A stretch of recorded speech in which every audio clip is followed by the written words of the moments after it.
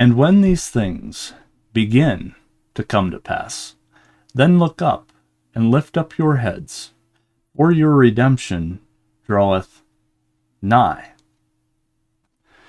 Welcome back to Edify, and today we're going to look at the topic, honesty in prophecy.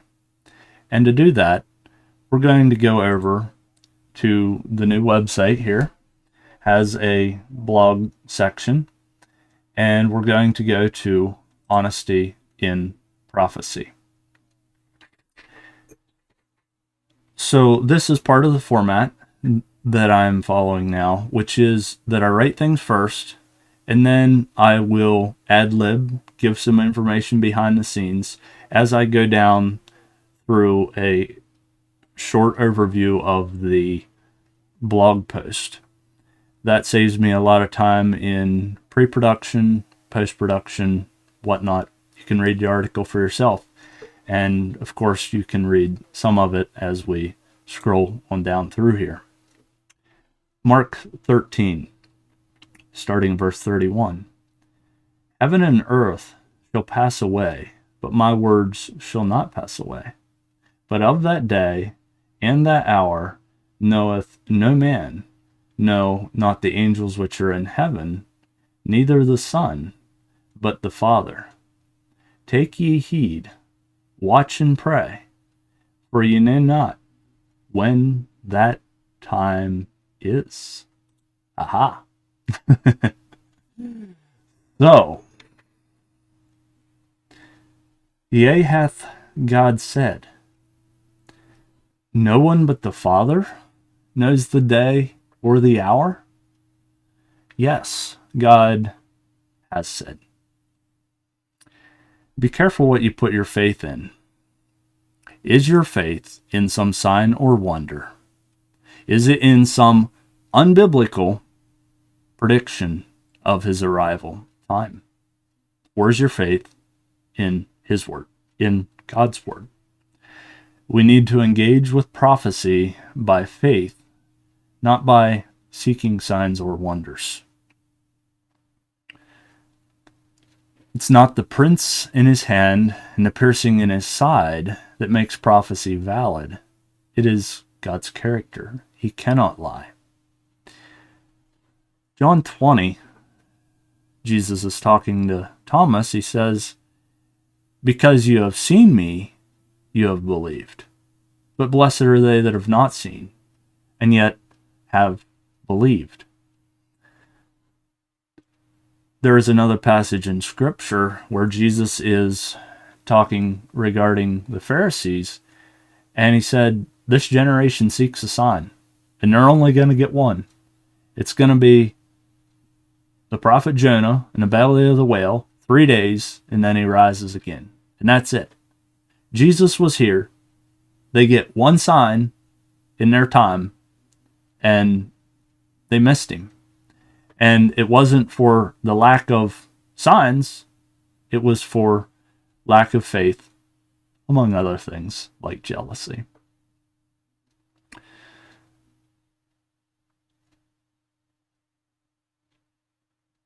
Hope. For we are saved by hope, Romans 8. But hope that is seen is not hope. For what a man seeth, why doth he yet hope for?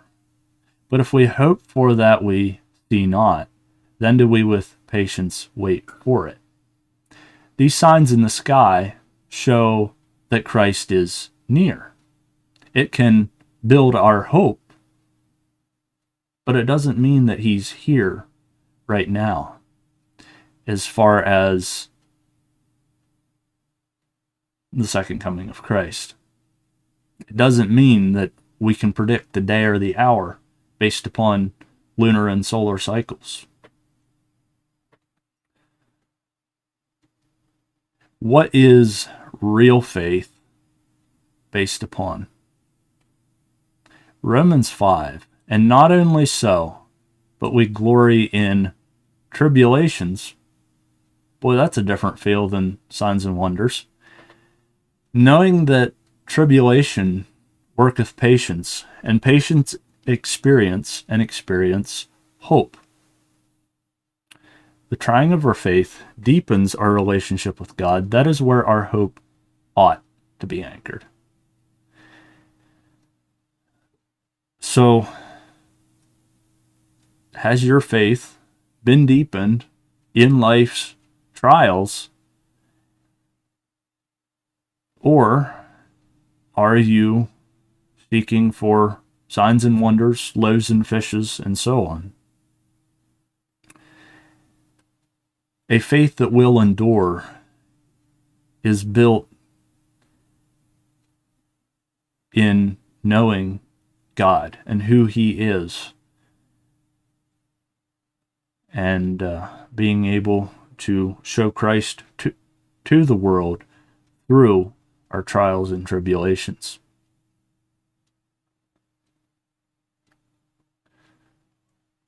Whose timeline is it anyway? This isn't supposed to be some improv prophecy show. Who is supreme? It is God who provides the true fulfillment of prophecy. There are people out there who will build altars, look at lunar and solar cycles, and so on, in order to predict or fulfill in their own strength what God has provided. It's not that God has predicted, because He already knows. It's not a prediction. It's not an unknown. It's a prophecy. It's a settled thing from God, our Creator, who cannot lie. And I do not believe that it is God's desire that man fulfill God's word in his own strength and by his own devices. This has resulted throughout time, countless times, in forgery. There have been many false Christs, and there are warnings in Scripture specific to watch out when someone says, "Lo, here's Christ. Oh, there he is," and so on. It would feel very poetic if man, in the spirit of the Tower of Babel, would attempt to fulfill biblical prophecy and thereby help the Antichrist out a bit, if not merely softening up the audience, but literally helping him.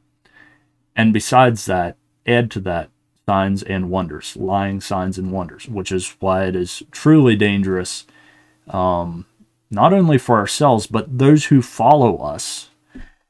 If the foundation that we are settled on, or that we lay for those who come behind us, if that foundation is signs and wonders rather than the Word of God,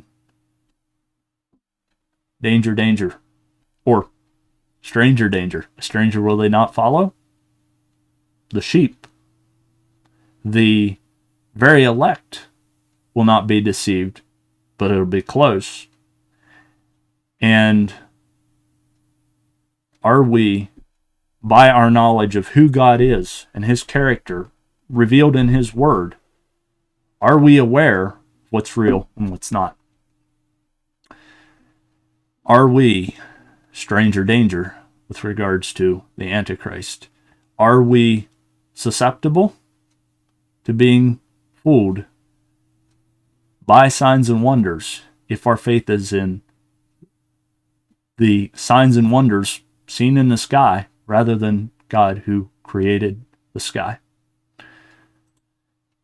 And this next part is something that's been important to me for a while now: foreshadowing or fulfillment. One of the prime issues with prophecy is that people get fixated on foreshadowing, calling it fulfillment, and make mad folly of their faith. And there's more there. to get into. But history repeats itself. And there is a verse, I think it's in Hebrews. Yeah, I have it pulled up here. Hebrews 12:26. Whose voice then shook the earth. But now he hath promised, saying, Yet once more I shake not the earth only, but also heaven. That's more than shaky cam on a lunar eclipse.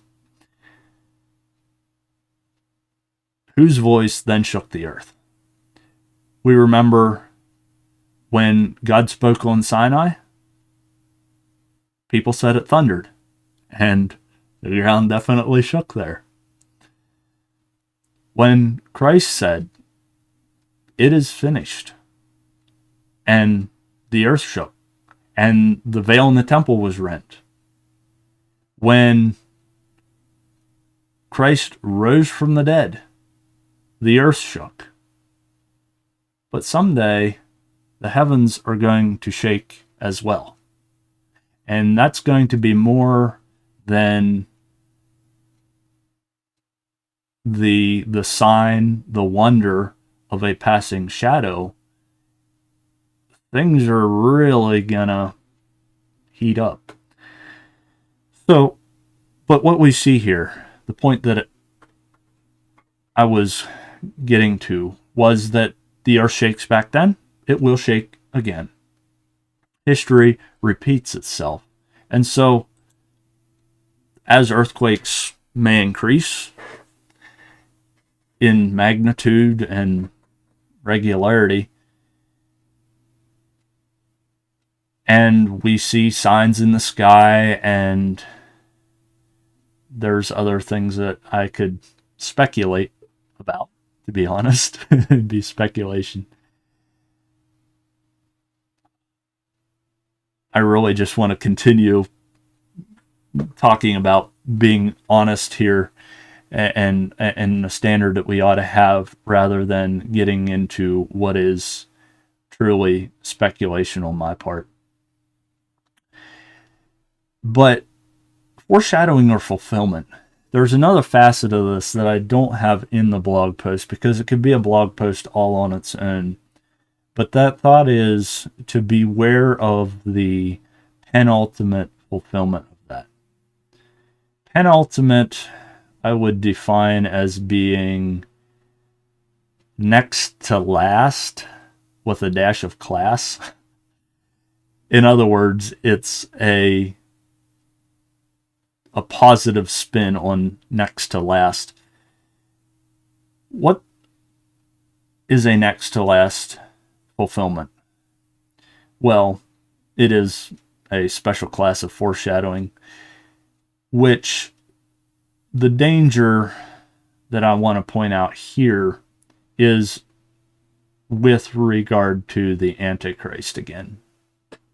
Because there are interpretations of Revelation that would lead people to attempt to fulfill God's word for him.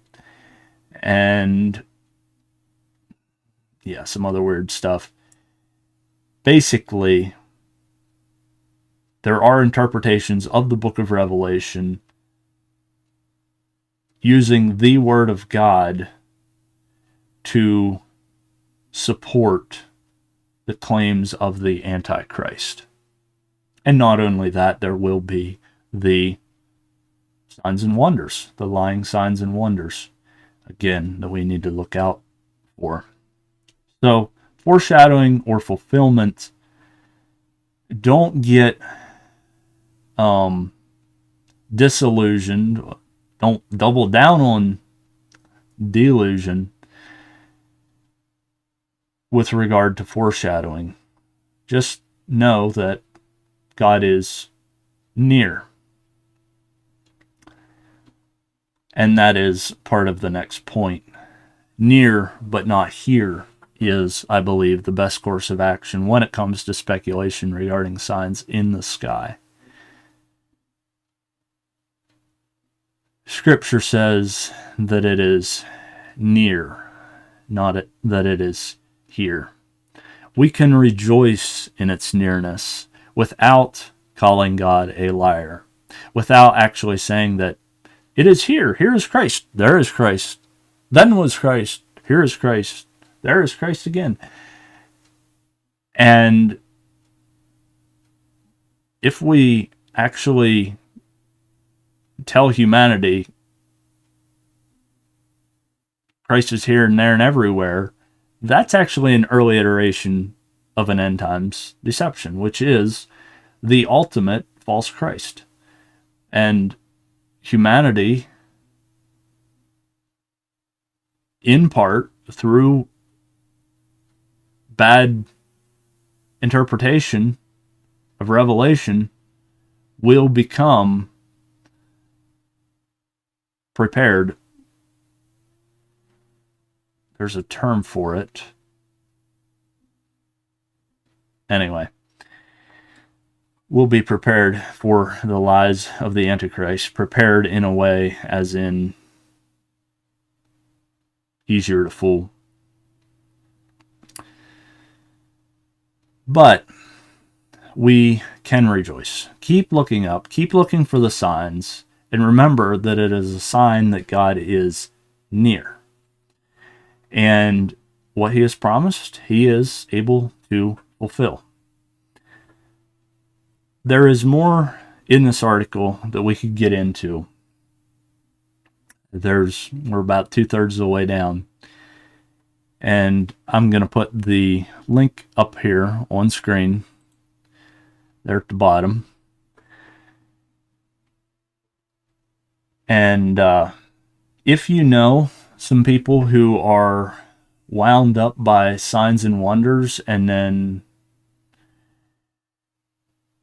very disappointed, disillusioned and such afterwards, maybe this can help them to be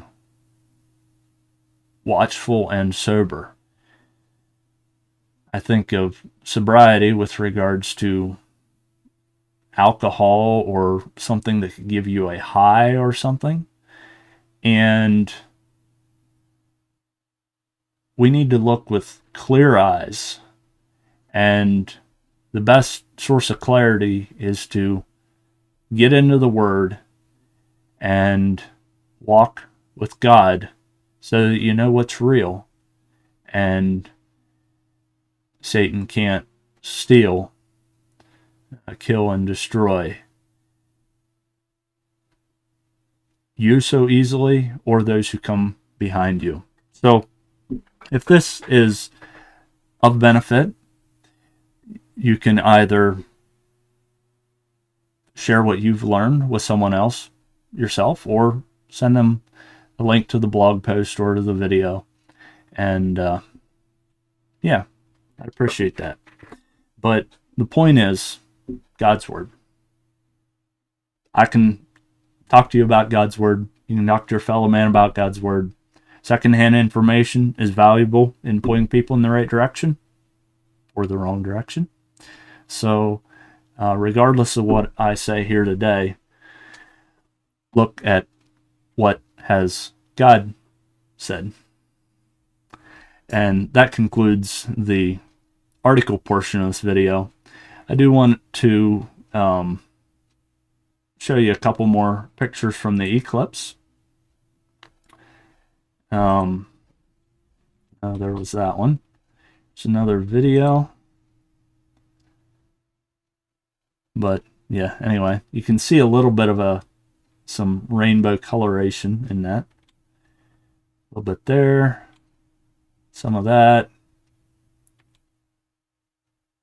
And that one was a personal favorite. And that one was pretty good too.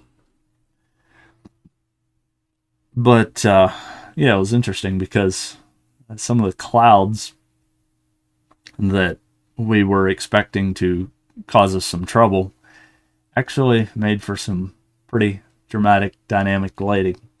And boy, what dynamic and drama when The clouds are rolled back like a scroll. All right. So I also want to just give you a little tour of the website. So we do have the blog, which is where these things start. And then I record a video based on the blog. That's kind of the idea moving forward. And then there might be some resources that I share in the video and also try to make them available there.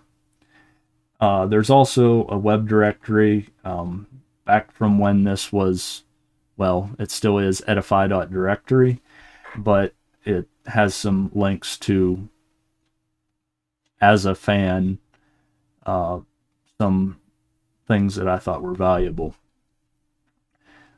Just want to get a resources here, point out something else. Wallpapers by Embers of Flame. So Embers of Flame is a Facebook group that I had started and haven't really kept up, but you can find all of these wallpapers there. And yeah, there's some that are cooler than others. Ironically, that one's probably cooler than the last one I showed you.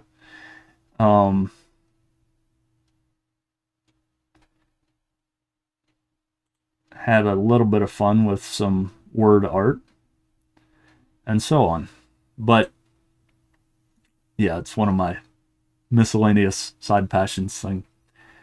And if you want to support the work that I'm doing here, you can also go to the store and you can see some of the merchandise there. I also happen to have a two versions of this cap, you know, a little bit of Eclipse humor there. And you can read these either way. You can read them as in, yea, God has said. Anyway, my left, your right. Anyway, you can read it, yea, God has said, or yea, hath God said. But you turn the question, that's the point. You turn the question into an answer. You can say, yea, hath God said? Yea, God hath said. Turning part of the devil's original deceit into an answer. And as far as product reviews, basically these hats do have a little bit of an indent in the front, and that's because the lettering is, well, it's sewn into a foam background. So it looks a little funny. It's not quite, for whatever reason, it did not look as bad on the white hat as it did on the black hat. Yeah, but it's a conversation starter. It'll make people look at you funny whenever you go into Chick-fil-A or whatever. But yeah, very happy with the mugs, and the hats were so-and-so. And this diagram here, love of good, hate of evil, love of evil. That is from my previous video. You can check that out. There's more to come on that subject. And I plan to somewhat alternate, maybe not perfectly one of each, but you know, a random video, then a scheduled video, then a random, then a scheduled. But I do plan on going around and explaining different facets. Yes, there really is a hatred of good. How do we reckon with that? And yeah, let you watch that video and learn more there. Okay, well, thanks for watching, and yeah, keep looking up. Keep looking to God, who reigns in a place a lot higher than the planets the sun and the moon and the signs therein. The Creator is your faith in your Creator. All right. That is all for today. See you next time.